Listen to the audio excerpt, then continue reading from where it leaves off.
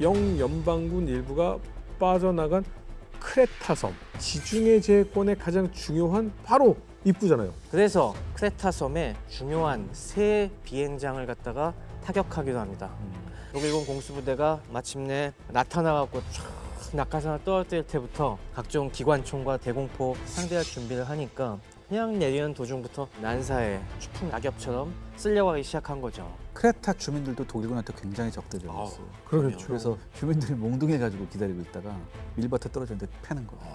적지 않은 독일군 공수들이 맞아 죽습니다. 아니 근데 그걸 알면서도 계속 그냥 강행 착륙을 시키고 했던 거예요. 아니 지금 여기서 중단하면 다른 방법이 낙하간 병사들 다 버릴 그냥 테니까. 포로가 되잖아요. 아. 그래서 그 다음 날이 되면서 드디어 융커스 52들이 강행 착륙을 하기 시작을 합니다. 그나마 독일 공수부대들이 굉장히 정예부대인데다가 훈련이 잘 돼 있었죠. 네, 그나마 이게 어려운 싸움에서도 성공을 할 수 있었던 가장 결정적인 계기는 산악사단이 내려왔기 때문이라고 생각을 합니다. 산악사단에게는 그나마 이제 포병과 같은 중화기가 있었기 때문에 이들과 합세해서 계속 이제 어떻게 보면 뚫어냈던 거죠. 중화기도 낙하산 달아서 떨구는 거예요. 아니 수송기에 싣고 수송기에. 네, 계속 밀고 가면서 그렇죠. 네. 저 중앙에 있던 레틴론과 이라클리온을 향해서 연결 작전을 계속 시도하는 거죠. 근데 이제 여기서 뭐 독일군의 피해도 컸습니다. 엄청나게 엄청나게 컸죠. 컸죠. 다만 전투 결과를 놓고 봤을 때 보면은 독일군 엄청난 성공입니다. 왜냐하면 이거는 대규모 공수부대만으로도 크레타를 점령을 한 거잖아요. 근데 그 가능성을 히틀러가 여기서 원천 차단했다는 거예요. 공수부대를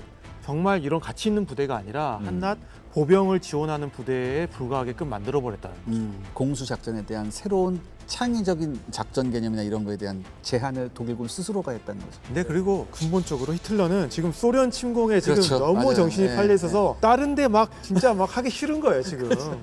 그래서 잘 걸렸다 차라리. 내가 하고 싶은 거에 집중하겠다 약간 이런 거죠.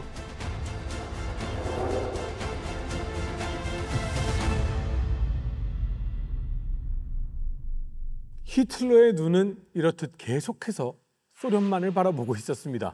자, 우리 류한수 교수님 그리고 제 박사님께서 주시가 되어주실 독소전쟁. 저희가 어떤 사람들입니까? 바로 가겠습니까? 아니죠. 아직도 남았습니까? 잠시 시간을 돌렸어요. 소련 상황 빌드업 한번 해보겠습니다. 1940년 핀란드와의 겨울전쟁이 있었잖아요. 저희가 또 제대로 짚어드리지 않았습니까? 거기서 삽질을 많이 했습니다, 소련이. 그러면서 히틀러가 뭐야 이거? 소련 핀란드한테도 저렇게 핵핵돼? 이거 아무것도 아니네? 라고 생각을 하게 됐는데 소련 역시 철저하게 반성하고 이거 뭔가 개혁이 필요하다라고 반성을 하지 않았습니까? 그랬죠. 그래서 한번 조금 시가를 넓혀보면요. 아시겠지만 붉은 군대가 1918년에 창설이 되는데 혁명을 통해서 나타난 군대였기 때문에 혁명에 입각한 인민의 군대를 지향을 했습니다. 그런데 제2차 세계대전이 끝난 1945년에 이제는 전통을 복원하는 국민의 군대로 바뀌었거든요. 국민의 군대. 예. 이런 과정이 일어나는데 그 중간중간에 어떤 계기가 몇 개가 있는데 그 중에 한 계기가 바로 겨울전쟁에서 큰 피해를 입은 다음에 다시 그 과정이 가속화되는데 소련에게는 몇 차례 변혁의 기회가 있었는데 그게 하나가 핀란드 전쟁이죠. 예. 결국은 뭐냐면 스탈린과 지도부가 보니까 군사 전문가들, 즉 그 장교들의 길을 너무 죽여놨다. 너무 쥐잡듯이 잡아가지고 제대로 하지 못하고 그다음에 이제 정치 지도위원들을 너무 키워줬다라고 하면서 이 균형이 깨지면서 사실은 핀란드에서 그렇게 큰 곤욕을 치렀던 것이거든요. 그래서 다시 이제 그 균형을 맞춘다고 할까요? 그러니까 정치 지도 장교들의 힘을 낮추고 그다음에 군사 전문가들 즉 지휘관들의 길을 살려주고 지위를 높여주고 대우를 해줍니다. 그러니까 쉽게 말하면은 지금까지 지위를 이원화했는데 이것을 다시 일원화하는 전원 분석이었거든요. 그래서 1940년 10월에 새로운 군사 법령을 만드는데 이때 쉽게 말하면 제정 러시아군에 있었던 지휘관들이 누렸던 특혜라든지 어떤 위신을 다시 복원을 해줘서 길을 살려주는 것이죠. 그 다음에 또 하나가 어쨌든 간에 겨울전쟁에서 성과를 못 냈으니까 지도부를 이제 문책을 해야 되는데 이때 고위 사령관들을 해임하고 그다음에 그 자리 바꿈을 많이 하는데 이때 대표적으로 끈질긴 목숨을 지닌 거의 뭐 목숨 9개가 있다는 식의 클레멘트 보로실로프가 날아갑니다. 그래서 사실은 조금 이때 상황을 복원을 하면은 겨울전쟁 끝나고 난 다음에 스탈린과 보로실로프 사이에 약간의 다툼이 있어요. 어떤 그 자리에서 스탈린이 그 보로실로프를 이렇게 쪼은 거죠. 네가 제대로 못해가지고 핀란드한테 당했다 했더니 일설에 따르면 원래 그 러시아에서는 성대하게 잔치를 할 때 아기돼지 요리가 나오거든요. 아기돼지 요리가 담긴 상을 뒤엎었다.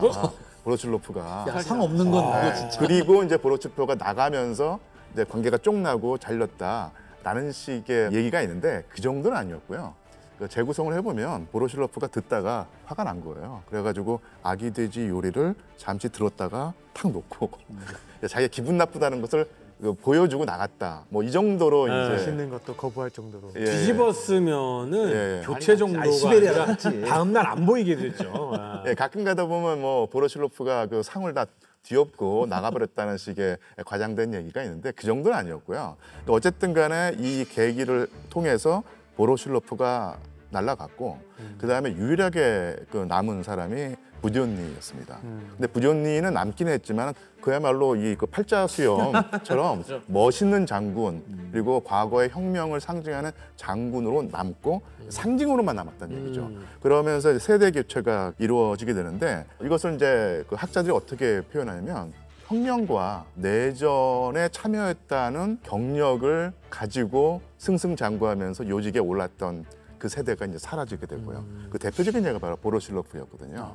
그리고 나서 혁명과 내전의 경력보다는 그 뒤에 체계적인 교육을 받고 실력과 어떤 자질을 함양한 새로운 신진 세대가 이제 그 자리를 차지하게 된 겁니다. 그 대표적인 예가 바로 주코프 같은 사람이겠죠. 그러니까 이런 어떤 그 세대 교체가 바로 핀란드 겨울전쟁 이후에 벌어지게 되는데요. 또 이런 식으로 붉은 군대 자체의 체질이 바뀌고 있었고 또 하나 그러니까 붉은 군대가 성과를 냈던 것이 뭐냐면 더 많은 어떤 영토를 차지하는데 붉은 군대가 공을 세웁니다. 그래서 루마니아를 압박해가지고요. 1940년 6월에 루마니아를 침공해서 옛날에 그 베사라비아라고 하는 지명이 있는데 여기를 붉은 군대가 차지하거든요. 이게 바로 오늘날은 몰도바라고 불리는 몰도바. 지역입니다. 그래서 이제 몰도바가 소련 영토로 편입이 됐고 이때 베사라비아 전역에서 큰 활약을 했던 사람이 또 한 번 나오죠. 주코프 장군이에요. 그러면서 다시 한번 또 상승을 했었고 그리고 뭐 1940년 8월까지 발트의 3국을 또 흡수해가지고 소비에트 연방에 집어넣었고 그다음에 또 앞서 또 우리가 폴란드 이 동부 영토를 확보하면서 또 소련이 영향력을 키웠는데 여기까지만 보면은 사실 소련한테 좋은 일만 같은데 사실 또 안 좋은 측면도 있습니다. 뭐죠? 이젠 독일과 꽉 완벽하게 어. 딱 맞았더니 중간에 완충지대가 사라진 겁니다. 그리고 독일 입장에서는 예. 아니 뭐 손은 안 잡았지만 그 전까지는 손잡고 친하게 지냈었고 예. 그리고 내가 카드를 줬는데 안 받기는 했어도 적대적이진 않은데 나하고 이렇게 가까이 지내고 내 말을 잘 듣는 이 국가들을 이런 식으로 쳐들어와? 이거 불편하네. 서로 약간 심기를 건드리는 느낌의 외교 전략 아닙니까 이건? 그러니까 히틀러가 볼 때는 자기는 폴란드 서부를 점령할 때 엄청나게 개고생을 하고 했는데 너무 소련은 입성했죠. 예, 아주 쉽게 차지하고 그다음에 원래 그 세력권을 그 나누긴 했는데 세부적인 사항에서는 아직 완벽한 타협이나 절충이 이루어지지 않았거든요. 네. 근데 너무너무 야금야금 이렇게 얄밉게도 네. 이렇게 영토를 넓혀오니까 아, 이것 봐라 하면서 이제 역시나. 그 좀 화가 치밀어 오는 상태가 된 거죠. 네. 히틀러 입장에서는. 이런 상황에 독일은 엄청나게 강한 기갑 부대를 가지고 있고 항공 전력이 조금은 이제 영국에 의해서 좀 까이기는 했습니다만 그 누구도 막을 수 없는 기갑 전력이 있단 말이죠. 자, 이 상황에서 혹시 더 짚어봐야 될 게 있습니까? 있습니다. 제가 독서전을 들어가기 전에 네. 뭘 봐야 될까라고 했을 때 아무리 생각해도 이건 피해갈 수가 어허. 없다라고 생각되는 부분이 하나가 있었는데 좀 피해가면 안 됩니까 좀. 핀란드 전쟁 말고 또 있어요? 그러니까. 네. 사실 시청자 여러분께서 지금까지 그 독서 전쟁에 관한 빌드업에 지쳤을 수도 있는데 하지만 최 박사님이 이 얘기를 하는 순간 아, 이 빌드업은 피해갈 수 없다는 것을 동의하게 될 겁니다. 저는 다 만나야 돼요. 아, 이거 모르면 안 돼. 바로 그것은 유럽도 아닌 저 멀리 몽골과 만주 국경에서 일어난 바로 한라강 전투입니다. 예. 한라강 전투가 독소 전쟁하고 퍼즐이 있다고요? 있습니다. 수만 킬로 아니에요 여기? 그렇죠. 뭐 어마어마한 거리가 떨어져 있는 도시지만은 이게 왜 중요한지 저희가 한번 생각을 해보죠. 갑자기 중앙아시아로 갔네. 자, 한라강 전투하니까 약간 이질적으로 느끼실 분들도 있을지 모르겠는데 옛날 일본에서는 노모난 사건이라고도 노모난. 하고 사건. 그리고 뭐 할흰골 전투라고도 많이 했던 바로 1939년에 5월부터 한 9월 사이에 일어난 몽골과 만주국 사이의 국경 분쟁, 더 정확히는 이면에 있던 소련과 일본 관동군 사이의 국경 분쟁이었죠. 그 조그마한 섬 가운데 두고서는 둘이 치고받고 뭐 섬은 싸웠던 아니고 강변을 그런- 두고서 네. 그 국경을 획정하기 위해서 막 치고받고 했던 건데 이게 왜 중요하냐? 여기서 바로 스타로 떠오른 인물이 주코프입니다. 아 여기서 그러니까 주코프가 그 전부터 뭐 공을 많이 세우긴 했지만은 결정적으로 이제 독서전의 중심 인물로 확 떠오르게 된 계기가 바로 이 한라강 전투에서의 전공 때문이었고요. 어허. 그런 면에서 도대체 앞으로 주코프의 활약을 많이 보시겠지만은 도대체 어떤 식으로 주코프가 싸우길래 그렇게 활약을 할 수가 있었는가? 그걸 이해하는 데 있어서 굉장히 중요하고요. 또 하나의 미스테리. 네. 독소 전쟁을 이제 보게 되다 보면은 독일과 소련이 저렇게 유럽에서 치고받고 할 때 왜 일본은 추축국의 일원이었던 일본은 네. 만주에서 가만히 있었냐? 네. 그때 동시에 소련의 배후를 갖다가 쳐줬으면은 전쟁이 달라졌을 텐데 이게 항상 미스터리인데 과연 왜 그러면은 일본은 계속 가만히 있었는가? 일본은 계속 가만히 있다가 나중에 저희가 태평양 전쟁 말미에도 봤지만은 1945년 8월이 돼서야 대차게 8월의 폭풍 작전으로 한번 휩쓸려 가잖아요. 그때까지 왜 대치만 하고 있었는가? 그 모든 걸 이해하기 위해서는 바로 이 한라강 전투를 이해해야 되죠. 그러니까 어떻게 보면 한라강 전투라는 되게 작은 사건일 수도 있는데 역사의 물줄기를 바꾼 사건일 수도 있겠네요. 그렇죠. 이게 커다란 나비 효과가 됐다. 방향을 그럼요. 일으켰죠. 네. 우리 시청자 여러분들께 사과부터 하고 시작하겠습니다. 참 빌드업이라고 말은 하지만 독소전 시작하는데 그래요. 뭐 폴란드 뭐 너무 중요하죠. 그 바로 라인에 있는데 소련 이야기, 영국, 프랑스 이야기, 독일 이야기 당연히 해봐야겠죠. 아니 뭐 덴마크, 스웨덴 뭐 이쪽 이야기, 발트 국가들 이야기 해야겠죠. 좀 지중해 쪽으로 내려와서 이 라인 너무 중요하니까 그리스, 이탈리아 이야기, 그럼 뭐 지중해니까 북아프리카 이야기, 이집트 뭐 쭉 해야겠죠. 느닷없이 몽골이요. 하지만 이것도 알아야 독소전의 빌드업이 된다고 합니다. 자, 이 장소부터 가보죠. 어떤 장소입니까 도대체? 네, 일단 우리 뭐 그나마 익숙한 만주 지방의 지도를 놓고 한번 네네네. 보죠. 우리 만주를 보면은 저 압록강, 두만강 넘어서 광대한 만주 벌판이 벌판이 있죠. 펼쳐져 있는데 그런데 저 중국과 러시아의 경계를 이루는 중요한 자연 지물이 흑룡강 또는 네. 아무르강이라고 부르는 강입니다. 그래서 만주 북쪽을 확 감싸고 돌고 있고요. 그래서 뭐 옛날부터 뭐 이제 우리 고구려의 저 북쪽에 변경에 있던 흑수말갈이나 이런 말갈족들이 살던 네. 곳이라는 게 바로 저쪽입니다. 아하. 저 아무르강이 쭉 어디로 흘러가는지 상류를 따라 거슬러 올라가다 보면은 큰 이제 호수를 한번 만나게 되고 그 호수 쪽으로 흘러드는 게 저 다싱하닝 산맥에서 흘러드는 초원을 따라 흐르는 작은 강이 하나가 있습니다. 그게 바로 한라강이에요. 그래서 이거는 어떻게 보면은 이 아무르강, 흑룡강의 최상류에 해당이 됩니다. 근데 이 강을 갖다가 몽골어로 골이라고 해요. 골. 그래서 저걸 갖다가 몽골어로는 할하골이라고도 하고 우리말로 뭐뭐의 이 뜻이 뭐뭐인 이런 식으로 전미사가 붙거든요. 그래서 할흰골 하면은 할하의 강 이런 뜻입니다. 그래서 할흰골이라고도 하는 거예요. 하인골, 하인골. 요즘은 근데 할하강이라고 많이 부르기 때문에 저희는 편의상 한라강이라고 이제 얘기를 하겠습니다. 그래서 옛날에는 그냥 저기가 몽골 초원지대를 그냥 흐르는 그저 그런 강 중에 하나였어요. 근데 저게 점점점 저 지역에 몽골이라는 독립국가가 생기고 만주국이 생기면서 저기가 이제 국경을 놓고 다퉈야 되는 이런 곳이 된 겁니다. 그런데 노모난이라는 얘기도 많이 들어봤잖아요. 그렇죠. 노모난 일본 일본 노모난 쪽에서는. 그럼 그 노모난이라는 건 뭐냐? 옛날에는 저 초원지대에 아무것도 그냥 없었기 때문에 보통 이런 경계를 어떻게 세우고 했냐면은 유목민들 보시면은 가끔 돌무더기 쌓아놓고 거기다 제사 지내는 그런 곳이 있습니다. 저기 뭐 사진에서 보시다시피 저런 식으로 돌무더기 쌓아놓고 거기다 저렇게 막 깃발 같은 거 세워놓고서 거기다가 제사 지내고 하는 게 있는데 저거를 오보라고 하거든요. 저 오보 중에 하나의 이름이 바로 노몬한이었습니다. 노몬한은 원래 무슨 뜻이냐면은 이 몽골어로 놈이 불법 이런 뜻이에요. 법. 법이라든가 정확히는 좀 불법 같은. 법회할 때 법. 네, 그런 법자고 한이 바로 칸. 왕이라는 뜻이에요. 징기스칸. 네, 맞아요. 놈은 한. 그래서 맞아요. 그래서 불법의 왕 이런 뜻인데 저 오보 성스러운 오보 중에 하나에 그 이름이 붙어 있었어요. 그래갖고 저 오보를 기점으로 해서 오보가 멀리 이제 떨어져 있으면은 요 오보부터 요 오보까지를 선을 긋고서 이쪽은 너네 땅, 이쪽은 우리 땅 이런 식으로 구획을 나누는 경우가 종종 있었다고 해요. 그래서 저 지역에 이제 몽골이 독립을 하고 몽골과 만주의 경계를 지을 때 놈한이라는 저 오보를 기준으로 해서 쭉 선을 그어갖고 거기를 갖다가 국경으로 삼고 있었죠. 네. 그런데 저거에 대해서 만주국과 일본이 딴지를 걸기 시작하면서 저희가 문제가 되기 시작한 거예요. 그래서 저 오보의 이름을 따서 일본 쪽에서는 노몬한 사건이라고 하는 거죠. 근데 그러면은 이쪽에서는 하라강 전투라고 하고 이쪽은 왜 그럼 사건이라고 하느냐?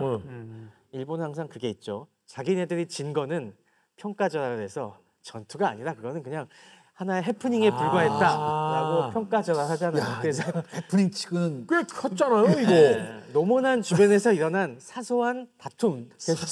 그래서 노몬한 사건 이렇게 부른 거죠. 사소하지가 않은데 사실. 네, 하지만 결코 사소한 사건이 아니었죠.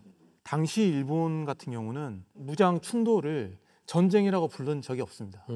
잘 알다시피 만주 사변이지 만주 전쟁은 아니고요. 그다음에 중일 전쟁도 일본은 중일 전쟁이라고 부르지 않았어요. 진화 사변이라고 부릅니다. 그다음에 중일 전쟁을 일으켰던 무장 충돌이었던 뭐 노구교 전투 같은 경우도 전투라고 안 부르고 사건이라고 부릅니다. 그야말로 그건 조작 사건이죠. 네, 그러니까 이게 뭐냐면 뭐 단순히 얘네들이 뭐 역사적인 은폐 이런 게 아니라 자기 못 싸운 거에 대한 그러니까 기본적으로 포장을 전쟁이라고 포장을 하지 않습니다. 왜요? 그 이유는 외부적으로 비춰주는 이미지죠. 본인들은 이렇게 전쟁을 일으키지 않는다. 우린 전쟁을 안 일으킨다. 그렇죠. 근데 거기에서 중요한 건 뭐냐면 결론적으로 미국에 많은 걸 의존하고 있었기 때문입니다. 미국은 30년대에 이제 중립 정책을 취했잖아요. 특히 35년에 중립법을 제정을 하면서 전쟁을 하고 있는 나라에 대해서는 전쟁 물자나 아니면 무기나 이런 것들을 지원을 안 해줍니다. 그러니까 외신에 내세울 때 이거를 워라고 표현하면은 전쟁을 하고 있는 나라가 되는 거잖아요. 그래서 항상 인시던트라고 이렇게 대외적으로는 우리는 전쟁을 하지 않고 이거는 하나의 사건에 불과하다라는 것을 계속 이렇게 이야기했던 거고 다만 이제 노몬한 사건 같은 경우는 전후에도 그 기조가 계속 이어진 거죠. 그 말은 뭐냐면 노몬한 사건이 일본에서는 아주 오랫동안 잊혀져 있었던 겁니다. 금기시되기 그렇죠. 예, 금기시됐고 잊혀져 있었기 때문이죠. 근데 요즘에는 일본에서도 이걸 노몬한 전투라고 또 이야기를 해요. 예, 이제 많이 바뀐 부분인 것 같은데 그래서 한라강 전투가 일어난 건 배경을 결국에 이해하려면은 저 그냥 아무것도 없는 평원지대가 국가와 국가의 국경으로 등장하기 시작하면서 문제가 됩니다. 근데 저 지역은 원래는 청나라 시대에는 다 그냥 중국 땅이었어요. 그렇죠. 만주를 장악한 청나라의 땅이었는데 저게 20세기에 들어오면서 저기에 선이 그어지게 되죠. 왜냐하면은 신해혁명 이후에 몽골이 독립을 합니다. 그 전에 이른바 외몽골, 내몽골 따져갖고 내몽골 쪽은 여전히 중국의 치하로 남는데 외몽골 쪽의 부족들이 독립을 선언을 해갖고 그때 소련의 힘을 빌리게 되죠. 정확히 말하면 러시아 제국이 중국을 견제하기 위해서 외몽고의 독립을 지원했던 겁니다. 내몽고는 왜 지원 안 해요? 그쪽은 이제 중국의 이게 그냥 편입돼 있는 느낌. 그래서 이제 러시아 제국을 계승한 소비에트 연방도 사실은 계속해서 외몽고를 지원하면서 그쪽을 독립국가로 만들어주고 일종의 자신들의 어떤 후견 국가로 만들게 삼게 되죠. 몽골은 그러면 골자가 강이니까 몽강이네요. 아하, 그거는 조금 다른 다르군요. 죄송합니다. 뜻이고요. 네. 그러면서 이 두 국가가 갈라서게 되고 그리고 만주 지역은 일본이 만주 진출을 하면서 거기다 이제 또 괴뢰국을 만든 거기 때문에 당연히 만주국은 일본 쪽이 후원하는 그래서 표면상으로는 몽골과 만주의 국경 분쟁이지만 실질적으로는 그 후면에 소련과 일본의 국경 분쟁이 되는 이런 사건이 비화가 된 거죠. 형님들이 위성 국가를 쏴가지고 싸운 거죠. 지금. 대리전 같은 네, 일이네요. 맞습니다. 당연히 소련과 일본 같은 경우는 그 전부터 으르렁대고 있었던 사이였거든요. 일본은 항상 대륙 진출에 야심이 있었잖아요. 만주를 차지하는 걸 넘어서 이제 연해주와 시베리아까지 호시탐탐 노리고 있다는 걸 잘 알기 때문에 당연히 소련 입장에서는 일본에게 빈틈을 주지 않기 위해서 계속 견제를 하고 있었고 이런 식의 국경 도발에 대해서 철저하게 막고 있었죠. 그래서 이 소련 같은 경우는 이런 만주국의 새로운 위협에 대응을 해갖고 몽골을 갖다가 더더욱 공산화시키고 국방력을 갖추는데 되게 지원을 많이 해줍니다. 이 당시 몽골의 정권을 장악한 유명한 사람이 허를러깅 처이발상이라는 이런 혁명가가 있었어요. 예전에는 사실 초이발산이라고 네, 초이발산. 표기됐었는데 정확한 몽골 발음으로는 이제 처이발상이라고 네. 합니다. 처이발상. 헐러깅 처이발상은 원래 라마승 출신의 이 불교 승려 출신의 파괴승이었는데 그래요? 이 사람이 혁명전선에 투신을 해갖고 이 사람이 권력 투쟁을 거쳐서 몽골의 스탈린과 같은 존재로 이제 부상을 하게 됩니다. 라마승이요? 네. 원래 그 무협지 보면 라마스는 항상 악의 세력이었는데 네, 그러면서 이 사람이 1930년대 들어오면서 점점 더 스탈린을 열렬하게 숭배하면서 스탈린이 이 당시에 뭘 했습니까? 5개년 계획을 통해서 소련의 근대화를 추진하고 사회 불순 불만 세력들을 갖다가 사전에 숙청을 해버렸죠. 똑같은 경로를 밟습니다. 처이발상도 정권을 잡은 다음에 몽골의 근대화에 박차를 가하면서 막 교육시키고 구습을 갖다 폐지하고 의무교육 막 시키고 하면서 동시에 공산 몽골의 위협이 될 만한 세력들을 갖다가 대숙청을 벌여요. 그 첫 번째 타겟이 뭐였냐면 바로 티베트 불교 라마승들을 라마승. 갖다가 타겟으로 삼습니다. 본인 라마승이었는데. 그것도 아이러니죠. 아무래도 승려들이 저런 사회에서는 이 지식인 집단들을 많이 형성하잖아요. 그래서 이 지식분자들 위험해 라마승들 갖다가 뭐 적게는 2,000명, 많게는 한 거의 7, 8천 명을 처단했다고 하는데 이 몽골 인구가 사실 얼마 안 되잖아요. 그렇죠. 100만도 안 되는 나라였는데 그 중에서 저런 좀 배운 사람들을 뭐 몇천 명, 몇만 명 단위로 죽였다고 하는 거는 정말 어마어마한 대학살이었죠. 그러면서 라마승을 실두해갖고 군부라든가 정치권에서의 그런 혁명가들과 직업군인들도 역시 대거 숙청을 해야죠. 소련의 스탈린 대숙청을 그대로 따라 한 거죠. 약간 공산권 국가들은 비슷한 과정을 다 한 번씩 겪네요. 네. 그러면서 몽골이 철저가 공산화되고 소련은 거기에 딱 얹어서 스탈린 동지의 뜻을 잘 이행하는구만 병력을 착실하게 이제 증강시켜 줍니다. 그래서 그 당시 몽골군이 1939년 초까지 나름 9개 보병사단, 1개 장갑차여단까지 굉장한 규모로 이제 성장을 해요. 반면에 이쪽 만주국에서도 일본이 만주국을 만든다면 여기 관동군이 들어서게 되지 않습니까? 네. 그러면서 이 관동군이 만주가 잘 돼야 이게 우리 일본 제국의 미래가 잘 열리는 것이기 때문에 군사력을 갖다 팍팍 키워주면서 직접 병력도 파견하고 한치라도 뭔가 좀 더 얻어가기 위해서 치열한 여러 가지 외교 노력을 펼칩니다. 그래서 딱 보니까 옛날에 그어놓은 저 몽골과 만주 국경이 이거 좀 불만이 있는 걸 이런 생각을 하는 거예요. 저 당시에 몽골과 만주 국경은 저희 얘기한 저 nomhan 오보를 근거로 해서 되게 직선으로 딱딱 그어져 있었어요. 네. 하지만 저건 아니다. 저 nomhan이 언제 생겼는지도 모르는데 저게 합당한 근거냐?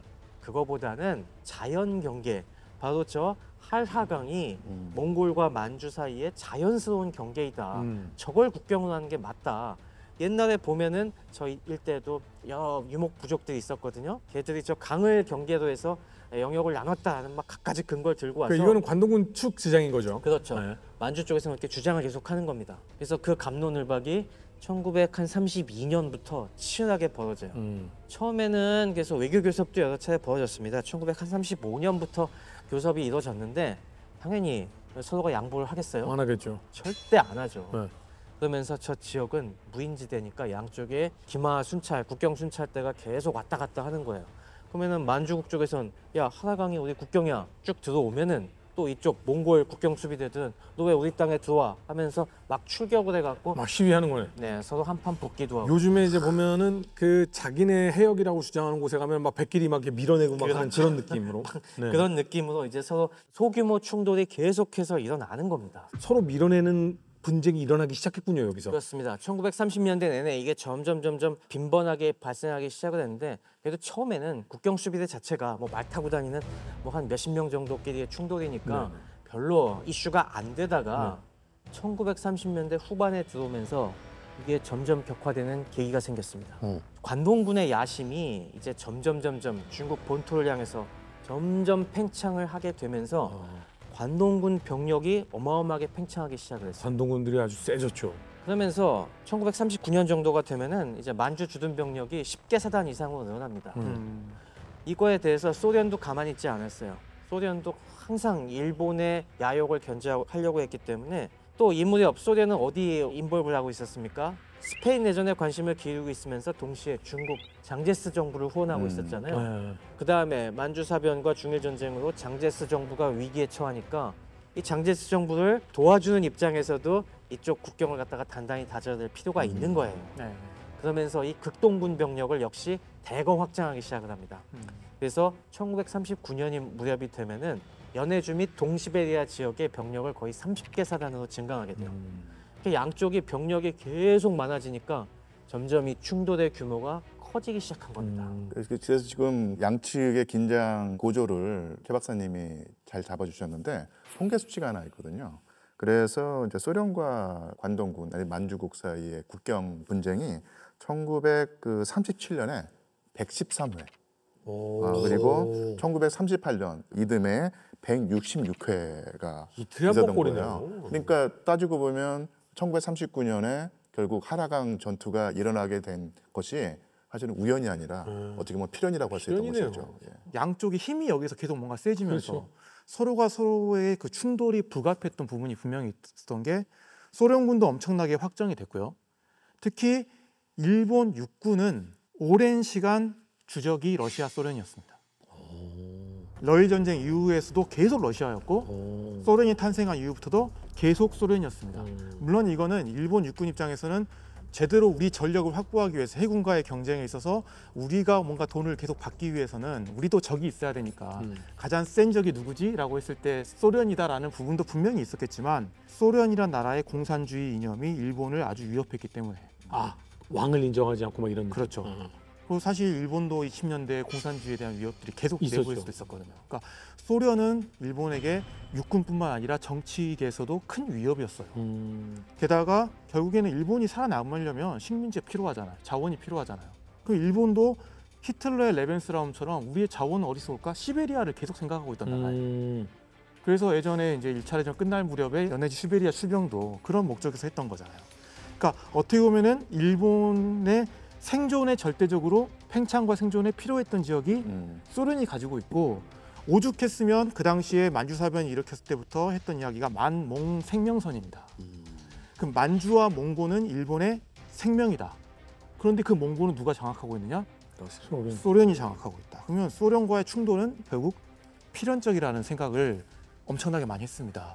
근데 문제는 뭐냐면 동시에 소련인에 대한 두려움도 있었지만 다른 서양인들과 달리 소련인에 대해서는 문화적으로나 인종적으로나 우월감이 있었다는 거예요. 일본인들이요? 네, 일본인들은 소련에 대해서 후진적이다. 무섭긴 하지만 무식한 놈, 야만인들이긴 하지만 우리보다 훨씬 더 후진적인 인들이고 거기에 대해서 우리는 이 사람들을 충분히 싸워서도 이길 수도 있고 점령해야 되고 약간 인종차별 의식을 가졌다라는 거죠. 붙어서 한번 이겼기 때문에 그런가요? 그런 부분이 계속 이어져 왔던 겁니다.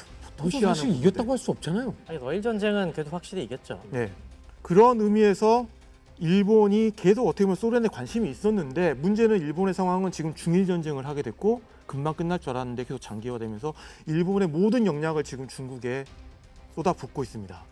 그러다 보니까 소외받는 집단이 있어요. 바로 관동군이에요. 관동군은 일본을 지금까지 이렇게 이끌어왔던 최고의 그룹입니다. 최고 엘리트 집단이에요.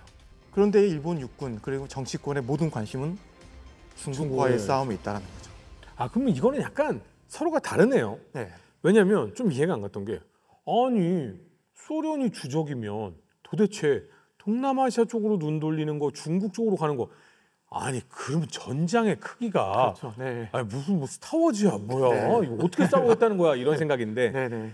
관동군은 주적 최고의 적을 소련으로 잡고 있고 네네. 육군은 지금 중국을 보고 있고 정신없는 거예요. 그래서 네. 관동군이 중일전쟁 이전에는 7개의 사단이었는데 중일전이 터지고 나서 점점 병력이 증강돼서 이 직전에는 11개 사단이 됐는데 이것도 물론 소련과의 충돌 때문이라고 볼 수도 있지만 중일전쟁이 터지면서 일본의 전체적인 동원력과 규모가 확장됐기 때문에 더불어서 관동군도 확장된 거고 관동군 입장에서는 본인들의 영향력이나 아니면 이런 역할이 줄어들고 있는 것에 대해서 큰 불만이 있었고 그렇기 때문에 국경 충돌을 원했던 거고 계속해서 국경 충돌이 늘어나고 있던 상황이었던 겁니다. 본인들의 뭔가를 보여줘야 되니까. 그렇죠. 네. 자, 저희가 빌드업을 하기 위해 하고 있는데 너무 멀리 가면은 또 빌드업을 까먹을 수 있어요. 본래 취지를 싸워야만 한다. 이게 중요한 거지 않습니까? 그러면 그러면 싸움을 무조건 이길 수 있다 우리가. 약간 이런 생각. 싸워야만 네. 하는데 이 싸움이 도대체 왜 독소전의 빌드업이냐? 이게 우리가 이 본질을 잊어서는 안 됩니다. 네. 자, 무력 충돌이 일어나야만 하는 관동군. 그러면 대의 명분을 만들던 어떤 꼬투리를 잡던 해야 되는데 뭐가 그렇게 꼬투리가 잡힙니까? 1938년 여름이었습니다. 소련과 일본이 처음으로 정면 충돌한 국경 분쟁이 발생합니다. 이게 바로 장고봉 사건인데 이게 사실 그 장고봉은 오늘날 북한하고 중국, 러시아 세 나라 접경지대에 있어요. 두만강 하류에. 그러니까 두만강 하국 북쪽으로 약 4km 떨어진 해발 150m 남짓의 구릉이에요. 네. 동상 같은 낮은 데인데 곳이네요. 지형적으로는 사실 요충지는 아닙니다. 네. 요충지는 아닌데 문제는 뭐냐? 이게 국경선 해석이 저마다 다르잖아요. 그렇죠. 그러니까 여기가 서로 자국 영토라고 주장했었어요. 아, 소련은 장구봉이 자국 경내라고 보고 38년 7월 초에 소규모 병력을 고지 정상에 배치시킵니다. 우리 거니까. 이에 대해서 일본 참모본부가 뭐라고 하냐면 상황을 관찰하라. 음. 섣불리 나서지 말고. 지금 전장도 많아. 그런데 만주 주둔 관동군은 달랐습니다. 뭐라고 얘기했냐? 장거봉은 일본 영토이며 세계 최강의 부대 우리 관동군이 이 사태를 해결하겠다. 이렇게. 아니, 보낸 내용과 답장이 전혀 내용이 다른데요. 그러니까 서슬퍼런 일본 참모본부의 명령 통제가 안 먹히는 거예요. 관동군은. 관동군이 이러한 독단 재능으로 계속해서 성공을 해왔고 특히 일본 역사에서 가장 일본의 성공에 큰 공을 세웠잖아요. 그게 바로 만주 사변이죠. 그러니까 함부로 육군 참모본부에서도 관동군에 대해서 이렇게 제어를 못하는. 그 덴노도 예를 들어서 상황입니다. 네. 야, 쟤네 하면서 성과가 많잖아. 네. 이런 식의 약간 지지도. 그렇죠. 네. 근데 7월 13일이었습니다. 순찰 중이던 일본 헌병대가 소련군이 총격을 해서 한 명이 사망하는 사건이 발생합니다. 그래서 사태가 굉장히 악화됩니다. 악화됐는데 그래도 일본 정부는 소련과 일단 외교 교섭을 했어요. 외교 교섭을 했는데 이게 결렬이 돼버립니다. 결렬이 되는 그 순간 관동군은 어떻게 했냐? 독단적인 공격 계획을 세웁니다. 그러니까 이걸 또 일본 참모본부가 알았어요. 그래서 일단은 다시 얘기를 우리가 해볼 테니까 일단 하지 말라고 그랬어요. 그런데 누가 있었냐면 사또 대자라고 있었습니다. 이 사또 대자는 나중에 이제 인팔작전에서 야, 인팔작전에 사또는 투입됐었어. 되게 인팔작전에서 사단장을 나서서 야, 그래도 그 당시에는 관동군이 좀 뛰어다니 우리가. 네, 네. 뭐 그래 뭐 그나마 제정신이었던 반가운 전선 이름이에요, 인팔작전.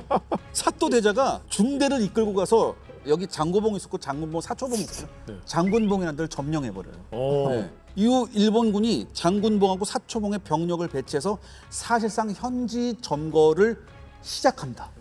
그러면 같은 장소에 봉우리만 다른 네, 지금 대치 상황이 되는 그렇죠. 그러니까 소련군 가만히 있겠어요? 안 되지. 안 되죠. 7월 29일에 2개 대대를 투입합니다. 그래서 일본군 진지를 공격을 해요. 고지전이 시작된 네, 거예요. 그래서 이러면서 전투가 시작됩니다. 초기에는 일본군의 특기가 있죠. 뭡니까? 야간 기습. 야간 기습으로 소련군을 혼쭐냅니다. 그런데 소련군은 야, 쟤네가 보병으로 계속 돌격하네. 우리 뭐가 있지? 전차가 있지. 그래서 전차하고 장갑차, 근데 포병하고 이제 기병까지 끌고 와요. 그래서 야, 반격해. 그래서 8월 초에 무려 이 장고봉에 3,000명을 투입합니다. 소련군. 적지 않은 규모. 이 정도는 그 다음에 전투는 있었죠. 병력 3,000에 전차, 장갑차, 그다음에 항공기가 130대가 날라가요. 항공기까지 투입됐다고요? 그래서 두만강 일대까지 완전 폭격을 해버립니다. 이 과정에서 조선마을 지역도 굉장히 큰 피해를 입어요. 그래서 피해가 발생했고, 그런데 문제는 뭐냐면 여기 지형이 좁아요. 그래서 한 곳으로밖에 못 올라가요. 더군다나 여기가 이제 가다 보니까 여기 진흙도 많고 그렇거든요. 습지대죠. 그러니까 전차가 여기서 헛돌고 막 그래요. 그래서 우회로가 없으니까 여기서 이제 전화에 교착이 돼버리죠. 교착이 됐고 일본군이 끝까지 지독하게 관동군이 여기를 사수합니다. 그래서 8월 11일에 모스크바에서 정전 협정이 체결돼요. 아, 체결돼 버렸어요. 네. 협정 내용이 뭐냐? 양측은 정오를 기해서 전투를 중지하고 네. 일본군은 1km 후퇴, 소련군은 현 위치를 국경선으로 한다. 소련한테 유리하네. 네, 그러니까 사실 관동군의 생각과는 다르게 일본 참모본부는 야 여기서 지금 소련군하고 붙었다가는 야 우리 큰일 날 것 같은데 그래서 우리가 좀 철수하는 방향으로 할까 이렇게 해버리는 거예요. 네. 그 전략적으로 이 본진에서는 그게 그렇게 중요하지 않아. 뒤로 그러니까 빠져. 여기다 지금 이렇게 할 때가 아니야 얘들아 그런 거예요. 관동군한테 제발 좀 내 말 좀 들어라 좀 이렇게 되는 거죠. 다메 할 때도 네, 제타이 다음에 막 이렇게 되는 거죠. 근데 이 전투가 사건이라고 그랬잖아요. 양쪽이 투입한 병력이 2만 명이 넘습니다, 사실. 전쟁이구만. 그리고 여기서 일본군 전사가 526명, 부상이 914명이에요. 소련군은 236명이 전사하고 611명이 부상을 당합니다. 더군다나 소련군은 여기서 전차를 놀라지 마세요. 96대나 있습니다. 어우, 많이 저 대대하는 네. 날라갔는데. 그리고 항공기가 3대나 격추됐어요. 이런 대규모 전투였는데 이걸 전투가 아니라 사건이라고 얘기하죠. 근데 사실 이런 피해보다도 더 중요하게 우리가 봐야 될 게 뭐냐면은 장고봉 사건은요 군사적 결과보다는 일본군 내부의 문제점이 드러나 버립니다. 쉽게 말해서 계속해서 심 교수님께서 말씀하신 관동군이 말을 안 들어요. 독단 전행이죠. 네, 굉장히. 그러니까 한마디로 이건 우리가 알고 있는 일본군의 서슬퍼런 명령 계통이 붕괴됐다. 아 근데 이거는 좋게 평가하면 임무용지휘입니다. 성공하면 되거든요. 네. 성공하면 임무용지. 그렇죠, 그렇죠. 실패하면 반란. 아 적절합니다, 진짜. 사실은 여기서 그 장고봉 전투 처음 들어오는 시청자께서 관심을 가지고 이제 그 검색하실 수 있는데 사실 핫사노 전투하고 같은 것이기 때문에 핫산. 검색을 그렇게 하시면 되겠습니다. 예. 근데 이제 이거 전투 후에도 이 관동군이 사실 패배한 거거든요. 굉장히 피해가 컸잖아요. 네. 근데 과오를 축소해요. 그다음에 아까 말씀하셨던 거 소련군의 능력을 굉장히 과소평가합니다. 왜? 소련군 전차가 왔는데 화염병을 던지니까 소련군 전차가 굉장히 많이 이제 피해를 입었어요. 그러니까 소련군은 전차가 있지만 우리는 화염병, 화염병 있다. 휘발유 전차였나 보죠? 가솔린 전차였어요. 어. 충분히 대항할 수 있다. 아. 그러니까 당시 이제 T-26 전차였는데 예전에 보여드렸잖아요, 요만한 거. 네. 그거였는데 아 이게 던져볼까라고 했는데 뭐 잘 던진 애가 있었겠지. 오따니의 나라니까. 오다니다. 잘 던졌는데 한 2개만 아. 엔진 그릴 쪽에 탁 댔는데 너무 쉽게 불이 붙는 거예요. 어. 그래서 소련군 전차의 피해가 굉장히 컸었어요. 그러니까 일본군이 여기서 어떻게 생각하냐면 오히려 이 화염병이 예상보다 굉장히 뛰어난 대전차 무기구나라고 생각을 합니다.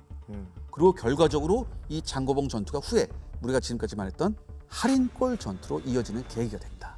그러니까 여기서 가닥을 잡으면은 독소 전쟁의 빌드업으로서 우리가 하라강 전투를 다루는데 하라강 전투의 빌드업으로서 장고봉 사건을 다룬 거죠. 근데 지금 얘기를 들어보면 어느 정도 관동군한테는 이거 우리가 이긴 거야. 전차 100대나 부셨다고. 맞아요. 항공기 떨어뜨렸더라고. 왜냐하면 이겼다고 이거 생각한 거죠. 끝나고 사후 평가를 하는데 사후 평가를 하는데 우리가 비록 많이 전사를 했지만 표를 보니까 무려 90대가 넘는 소련군 전차가 격파됐다. 역시 우리 그러니까 이거 다시 한번 우리 세계 최강의 관동군이야. 이렇게. 그러면 이 상황에서 야 우리 제대로 붙잖아. 그럼 얘네 완전 박살낼 수 있어. 이런 마음을 가지고 있을 것 같은데 이러면 이제 어디 다른 데 꼬투리 잡을 데 없나 이런 상황 아니에요? 그렇죠. 여기서 관동군 입장에서는 어쨌건 스타일을 한번 구긴 거잖아요. 그러니까 어디서건 이거 또 한 번만 도발해 오면은 코가 삐뚤어지게 우리가 한번 짓밟아 주겠다라는 이런 감정이 올라간 상태에서 이 한라강 쪽이 완전히 사실 반대쪽이잖아요. 네. 만주로 봤을 때 장고봉 사건은 두만강 유역 완전히 동쪽 끝인데 이쪽에서는 지금 뭐 현상 변경할 곳이 많지가 않아요. 왜냐하면 두만강이라든가 아무르강을 따라서 국경이 자연스럽게 그어져 있기 때문에. 그런데 눈을 돌려보니까 만주 서쪽에서는 지금 애매한 부분들이 있단 말이에요. 여기서도 계속 국경 분쟁이 커지고 있는데 야 여기서 한번 문제가 생기면 이제는 밀리면 안 되겠다.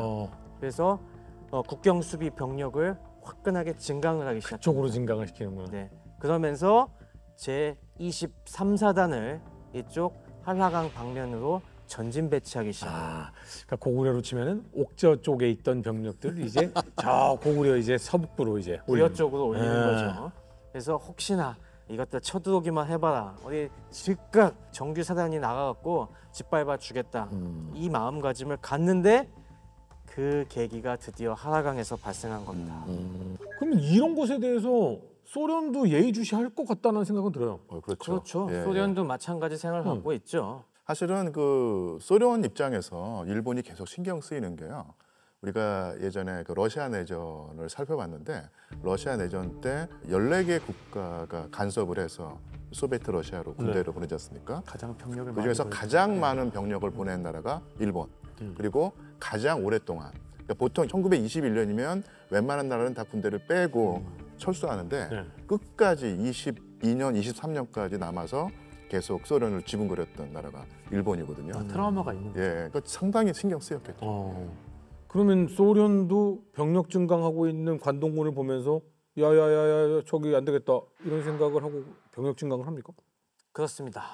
저쪽이 딱 위치가 한라강에서 조금만 더 북쪽으로 올라가면은 저희가 만저우리라는 곳이 있습니다. 네. 만저우리가 시베리아 횡단 철도가 갈라지는 곳이에요. 이르쿠츠크에서 온 시베리아 횡단 철도가 하나는 저 하바롭스크 쪽으로 해서 블라디보스톡으로 가는 요 선이 있고 네.